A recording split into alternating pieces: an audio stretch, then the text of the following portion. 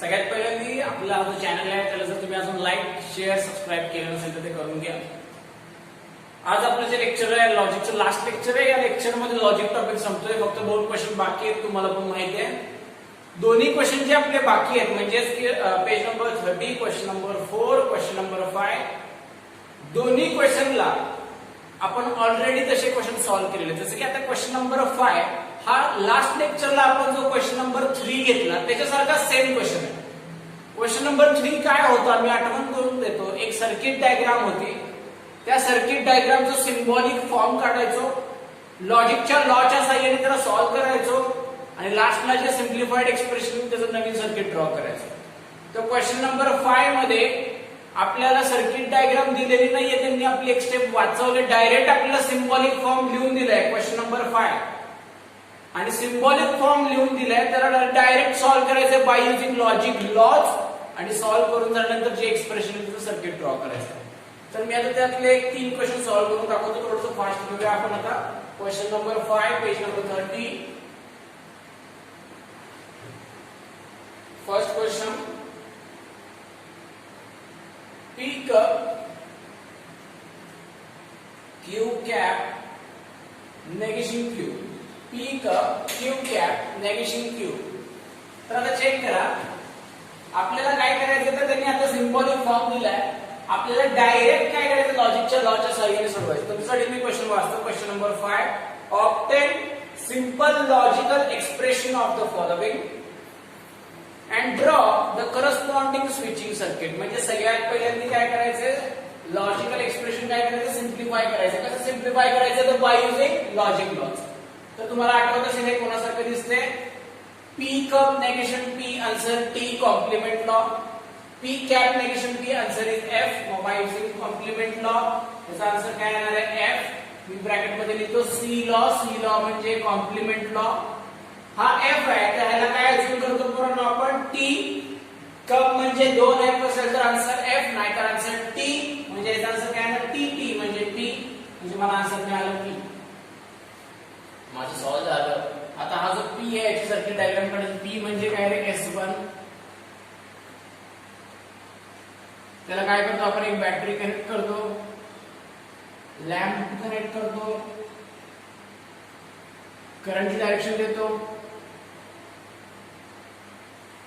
झालं माझा आन्सर. म्हणजे आपण क्वेश्चन नंबर 3 जो सॉल्व्ह केला तसंच क्वेश्चन नंबर 3 मध्ये आपल्याला हे ऍक्च्युअली काढायला लागत होतं. म्हणजे एक सर्किट डायग्राम दिलेली असायची त्याच्यावर आपण हे काढायचो. जिथे आता डायरेक्ट आपल्याला ते काढून दिलं फक्त आपल्या लॉजिकच्या लॉच्या साहाय्याने सोडवायचं, सिम्प्लिफाय करायचं आणि जे सर्किट येईल ते ड्रॉ करायचं. फास्ट याचा एक स्क्रीनशॉट मारून घ्या. एक स्क्रीनशॉट मारून घ्यायचा फास्ट. सेम क्वेश्चन नंबर पुढचे आहेत 2 3 4. मी क्वेश्चन नंबर 2 सॉल्व्ह करतोय अजून. क्वेश्चन नंबर 2 तुमचा स्क्रीनशॉट मारून झाला असेलच.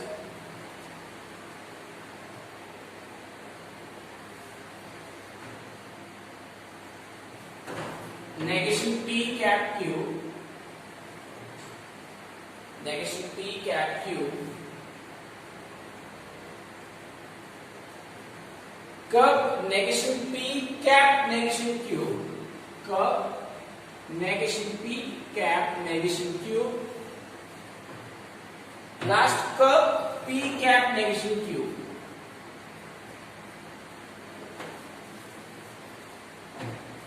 तर तुम्हाला आठवत असेल आपण लॉजिकच्या लॉच्या सहाय्याने सोडवणार आहे. लॉजिकच्या लॉचे जे स्टेप्स आहेत त्या स्टेप्स पण तुमच्या लक्षात असतील. पहिली स्टेप काय कॉमन निघते का चेक करायचं तर कॉमन निघते का बघूया.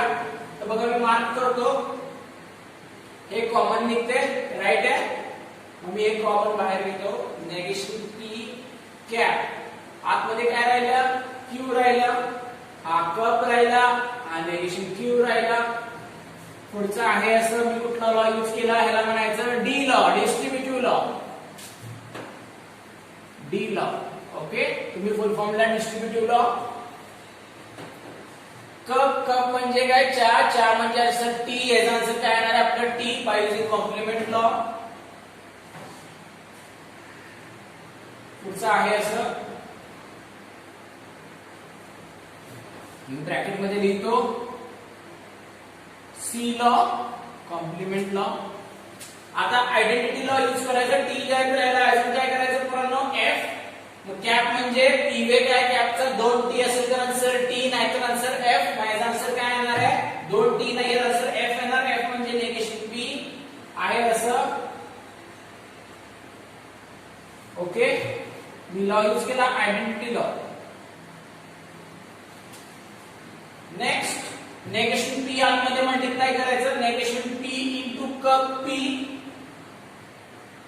बघा ही जी टर्म आहे ही आतमध्ये मल्टिप्लाय करायची. Negation P cup into P, हा कॅप बाहेर घ्या. Negation P cup negation Q. मी मल्टिप्लिकेशन केलं म्हणजे डी लॉ यूज केला. ऑलरेडी बघा मी थोडंसं फास्ट घेतोय कारण ऑलरेडी माझं हे झालेलं लास्ट लेक्चर, लास्ट 2 लेक्चर आपण तेच करतो. तर हे उलट आलंय, सॉरी हे उलट आलंय. नेगेशन पी कप पी म्हणजे P cup negation P, answer is T चहा. आठवतं कप म्हणजे चहा, आन्सर इज टी. मग याच्या जागी मी काय करणार, टी लिहिणार. मग मी नेक्स्ट स्टेपला इथे लिहितो T cap negation P cup negation Q. T cap negation P cup negation Q. आणि मी लॉ जो यूज केला तो वरती लिहितो. लॉ मी यूज केलाय कॉम्प्लिमेंट लॉ. कुठला लॉ यूज केलाय, कॉम्प्लिमेंट लॉ. आता हा टी आहे तर आयडेंटिटी लॉ नुसार याला मी काय अजून करणार, एफ. एफ म्हणजे सॉरी कॅप म्हणजे 2t असेल तर आन्सर टी, नाहीतर आन्सर एफ. माझा आन्सर काय येणार आहे, 2t नाही येणार म्हणजे आन्सर एफ येणार. एफ म्हणजे तुम्हाला मिळालं negation P cup negation Q. म्हणजे हे जे मोठं एक्सप्रेशन होतं याला सिम्प्लिफाय केलं by using logic law. Logic लॉच्या ज्या स्टेप्स आहेत त्या फॉलो केल्या आणि तुम्हाला हे आन्सर मिळालं. बघा मी तुम्हाला लास्ट लेक्चरला पण एकदा सांगितलेलं, तुम्ही जेव्हा लॉजिकचे लेक्चर बघाल तेव्हा स्टेप बाय स्टेप सगळे लेक्चर बघा. डायरेक्ट हा लेक्चर शेवटचा बघितला तर नाही समजणार. ठीक आहे, ह्याच्या आधीचे पण सगळे लेक्चर बघा, मग लास्ट लेक्चर बघा. आता याच्यावर सर्किट डायग्राम काढून नेगेशन पी म्हणजे पोरांनो S1 डॅश, नेगेशन क्यू म्हणजे पोरांनो S2 डॅश. मग S1 डॅश आणि S2 डॅश पॅरलल मध्ये तरी कप आहे. S1 डॅश S2 डॅश दोन्ही पॅरलल मध्ये.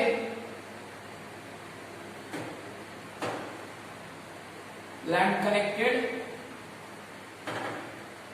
करंटची डायरेक्शन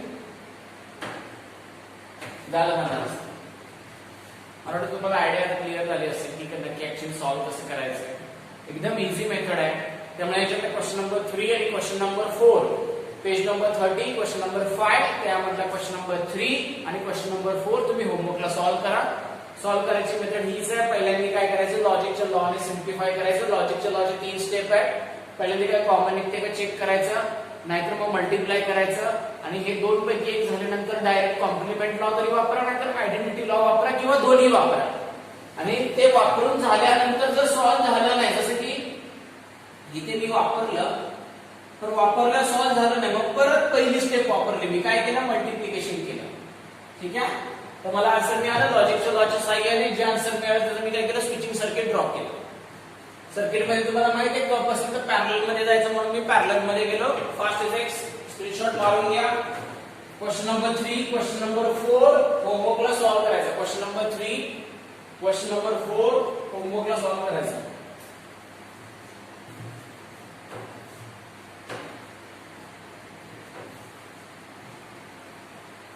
स्क्रीनशॉट तुमचा मारून झाला असेल. लास्ट क्वेश्चन, क्वेश्चन नंबर 4 जो आपला बाकी आहे. क्वेश्चन काय आहे बघा, right the symbolic form of the following and also draw input output table. Sorry, construct a switching table. switching table म्हणजे तेच switching table मध्ये 1 0 काढायचं, बाकी काय वेगळं करायचं नाही. आता त्याच्यामधला पण मी एका दुसरा क्वेश्चन सॉल्व्ह करून दाखवतो, कारण की सगळे सेमच आहेत, तुम्हाला येणार ते, त्याच्यामध्ये काय अवघड नाहीच आहे.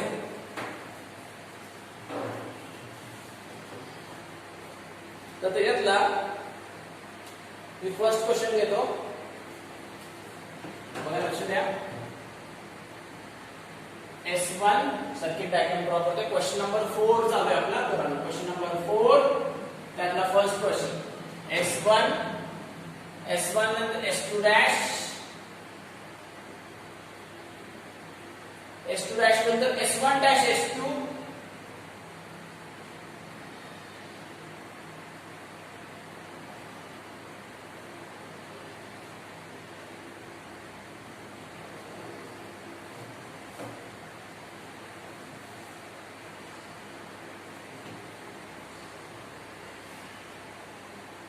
करंटची डायरेक्शन काढतो मी, तर मी चेक करतो बरोबर लिहिलं का S1 S2 dash S1 dash S2. Okay, तर सगळ्यात पहिले मी आता क्वेश्चन काय दिलाय मी क्वेश्चन रीड करतो, बघा तुम्ही चेक करा. क्वेश्चन असा दिलाय, write the symbolic form. Question number 4 page number 30.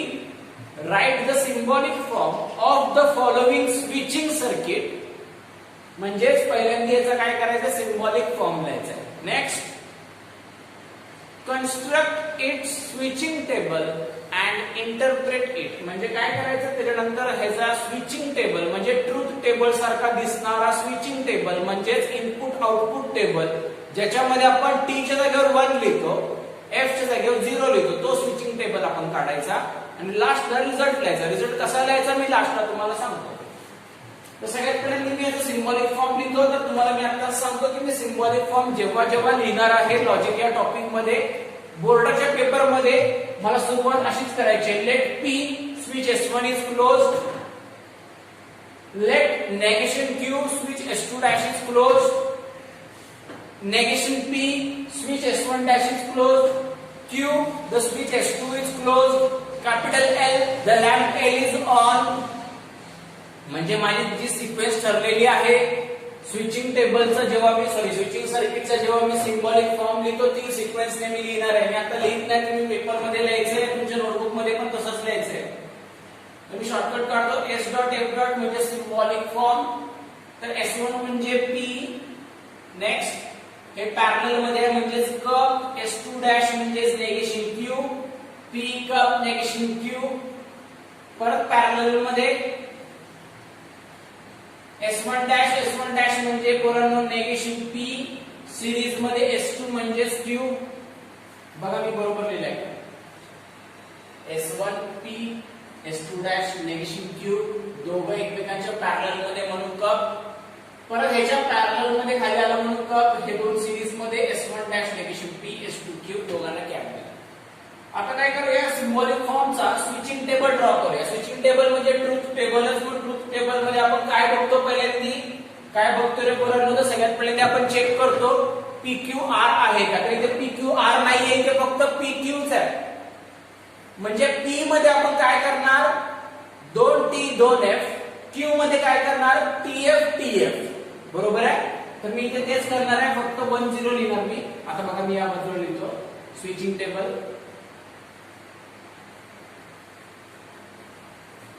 Okay, तर पहिला P काढून घेतो. P म्हणजे S1 लक्षात घ्या, 2T 2F म्हणजे 2 1 2 0. Q मध्ये TF म्हणजे 1 0 1 0. तुमच्या लक्षात आलं असेल, आपण एकदा हे केलेलं आहे ऑलरेडी. जिथे जिथे T आहे तिथे 1 लिहायचं, जिथे जिथे F आहे तिथे 0 लिहायचं.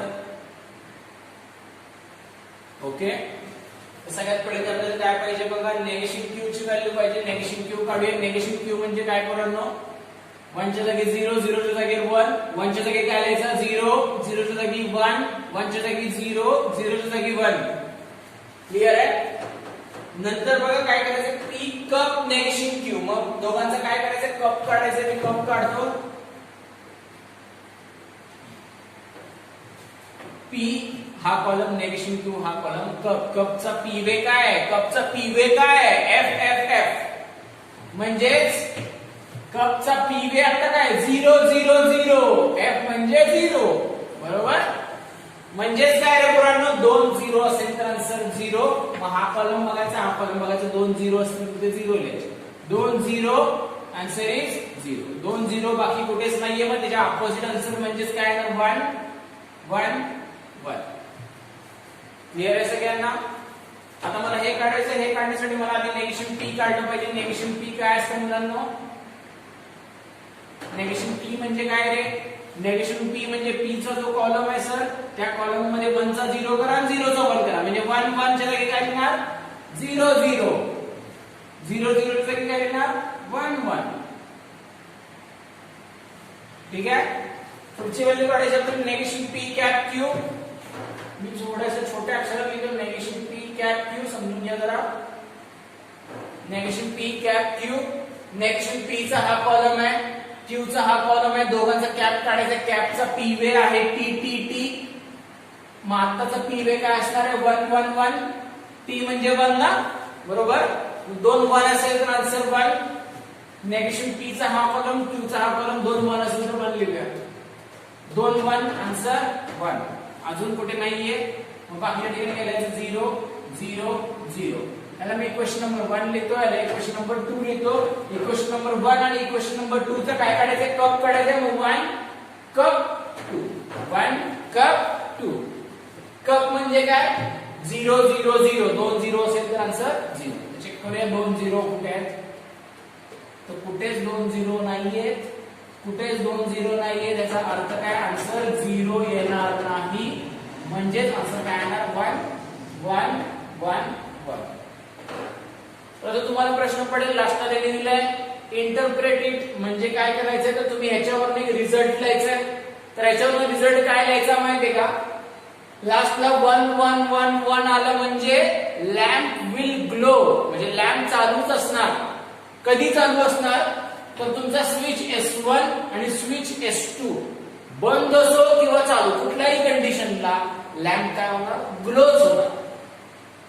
ठीक आहे, हे त्याचा रिझल्ट आहे काय, the lamp will be glow when switch S1 and S2 will be on or off. म्हणजे स्विच S1 म्हणजे P ऑन असू दे, ऑन म्हणजे 1, किंवा ऑफ असू दे म्हणजे 0 असू दे, तेव्हा काय असणार आहे, लॅम्प दरवेळेस काय होणार आहे, ग्लो होणार आहे. मग मी खाली लिहितो फक्त रिझल्ट एक, lamp will glow at any ways of switches. म्हणजे स्विच काही असू दे तरी काय होणार, लॅम्प ग्लो होणार. समजलं, एकदम इझी एक्झाम्पल आहे बघा. याच्यामध्ये 3 एक्झाम्पल आहेत, बाकीचे 2 पण तुम्हाला जमतील. त्याच्यामध्ये काही अवघड नाहीये, बाकीचे दोन्ही पण एक्झाम्पल तुम्हाला इझिली जमतील. तुम्ही याचा स्क्रीनशॉट मारून घ्या.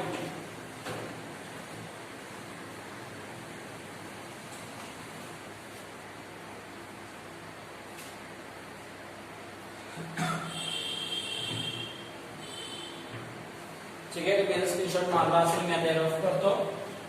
क्वेश्चन नंबर 2 मध्ये बघा, चेक करा. क्वेश्चन नंबर 2 पण क्वेश्चन नंबर 4 मधला तसाच सॉल्व्ह करायचा आहे. त्याच्यामध्ये S3 नाहीये म्हणजे R येणार नाही, ट्रुथ टेबल एवढाच येणार. फक्त क्वेश्चन नंबर 3 मध्ये S3 आहे म्हणजे तिथे PQR येणार. मग P मध्ये काय येणार, 4 1 4 0, Q मध्ये 2 1 2 0 2 1 2 0, R मध्ये 1 0 1 0 1 0 1 0. समजते मी काय सांगतोय. आणि मग तसाच आपण सोडवतो, तसा ट्रुथ टेबल सोडवायचा. शेवटी काय आन्सर येते त्याच्यावर रिस्पेक्टेड खाली आन्सर लिहायचा, म्हणजे रिझल्ट लिहायचा. आता तुम्ही सगळ्यांनी स्क्रीनशॉट मारला असेल तर सगळ्यांना सांगतो, टॉपिक आपला इथे संपला. म्हणजे टॉपिक मध्ये आज आपण क्वेश्चन नंबर 5 आणि क्वेश्चन नंबर 4 दोघांमधले एकच एक्झाम्पल घेतले. काय एक एक्झाम्पल घेतले, क्वेश्चन नंबर 5 मध्ये, सॉरी क्वेश्चन नंबर 5 मध्ये 2 एक्झाम्पल घेतले. बाकीचे 2 तुम्ही होमवर्कला सॉल्व्ह करा, कारण की क्वेश्चन नंबर 3 सारखाच तो क्वेश्चन होता, राईट. तसंच हा जो क्वेश्चन नंबर 4 आहे, अशा टाइपचे क्वेश्चन ऑलरेडी आपण सॉल्व्ह केलेले आहेत. मग याच्यातल्या 3 पैकी मी एक सोडवून दाखवला, जेणेकरून तुम्हाला काय झालं याची आयडिया आली. तर बाकीचे क्वेश्चन तुम्ही सॉल्व्ह करा. तर मी एक 5 मिनिटांमध्ये फास्ट तुम्हाला टॉपिक मध्ये काय काय होतं एवढं फक्त सांगतो, मग आपला हा टॉपिक संपला असं आपण घोषित करू. तर सगळ्यात पहिल्यांदा लॉजिक मध्ये सुरुवातीला एकदम स्टार्टला आपण काय घेतलं, टाइप्स ऑफ सेंटेन्स. सेंटेन्स मध्ये टाइप कुठले कुठले होते, असर्टिव्ह, इम्पेरेटिव्ह, एक्सक्लेमेटरी, इंटरोगेटिव्ह आणि ओपन सेंटेन्स. त्याच्यामध्ये महत्वाचं आपल्याला होतं असर्टिव्ह सेंटेन्स. असर्टिव्ह सेंटेन्सला आपण काय म्हणायचो, डिक्लेरेटिव्ह सेंटेन्स. मग डिक्लेरेटिव्ह सेंटेन्स आपलं काय असतं, स्टेटमेंट असतं, बरोबर. डिक्लेरेटिव्ह सेंटेन्स काय असतं, आपलं स्टेटमेंट असतं. आणि जे स्टेटमेंट असतं त्याचे आपण काय करतो, ट्रूथ व्हॅल्यू फाइंड करतो. त्याच्यानंतर आपण नेगेशन्स शिकलो. नेगेशन्स मध्ये मग मी तुम्हाला एकाच वेळेस, जसं की लास्ट लेक्चरला सांगितलं, सिंपल सेंटेन्स नेगेशन येतात, कंपाऊंड सेंटेन्स नेगेशन येतात. ते दोन्ही नेगेशन कसे काढायचे, बोर्डर नक्की आयडेंटिफाय कसं करायचं हे पण मी तुम्हाला ऑलरेडी सांगितलं. नेगेशन्स लक्षात ठेवा. नेगेशन्स नंतर आपण काही कनेक्टिव्ह घेतलेले आहेत. कनेक्टिव्ह मध्ये मग आपले कुठले कुठले कनेक्टिव्ह आहेत, अँड आहे, ऑर आहे, नॉट आहे, इफ देन आहे, इफ अँड ओनली इफ आहे. अँडला सगळे कॅप, सॉरी अँडला सगळे अँडच म्हणतात, आपण कॅप म्हणतो. ऑरला आपण कप म्हणतो. त्याला आपण कप आणि कॅप का म्हणलं, जेव्हा आपण लॉजिक लॉ घेतला तेव्हा तुमच्या लक्षात आलं असेल. त्याच्यानंतर बघा ट्रुथ टेबल ड्रॉ करायचा कसा मी शिकवला. ट्रुथ टेबल मध्ये सगळ्यात महत्त्वाचा होता वे, जो वे आपण सगळ्यांनी बाय हार्ट ऑलरेडी केलेला आहे. Cup F F F, cap T T T, implies T F F, double implies T T T, F F T. आणि हा जो वे आहे या वे वरती आपण एक दोन एक्सरसाइज अशाच उडवून टाकले आपण, कारण की हा वे किती सोपा निघाला. या वे वरच आपण सगळं सॉल्व्ह केलं. म्हणजे स्टेटमेंट पॅटर्न टॉटोलॉजी आहे का, कॉन्ट्रडिक्शन आहे का, कॉन्टिजेन्सी आहे हे पण चेक केलं. प्रूव्ह करायचा क्वेश्चन पण याने सॉल्व्ह केला. ट्रुथ टेबल काढायचा क्वेश्चन पण याने सॉल्व्ह केला. सिम्बॉलिक फॉर्म एखाद्या स्टेटमेंटचं काढून त्याची व्हॅल्यू जर काढायची असेल तर त्याला पण असं सॉल्व्ह केलं. म्हणजे पी वे वरती आपण खूप डिपेंड आहे. लक्षात घ्या पी वे आपल्याला बाय हार्टच पाहिजे. ज्यांनी केलेलं नसेल, ज्यांना माहित नसेल त्यांच्यासाठी मी वाचतो एकदा. Cup F F F, cap T D, implies T F F, double implies T T T, F F T. मग त्या पद्धतीनेच आपण काय केले तशा एक्सरसाइज सॉल्व्ह केल्या. त्याच्यानंतर एक महत्वाचा जो की वेगळा इंटरेस्टिंग पार्ट होता क्वांटिफायर्स. क्वांटिफायर्स आपण घेतले युनिव्हर्सल क्वांटिफायर, एक्झिस्टेन्शियल क्वांटिफायर.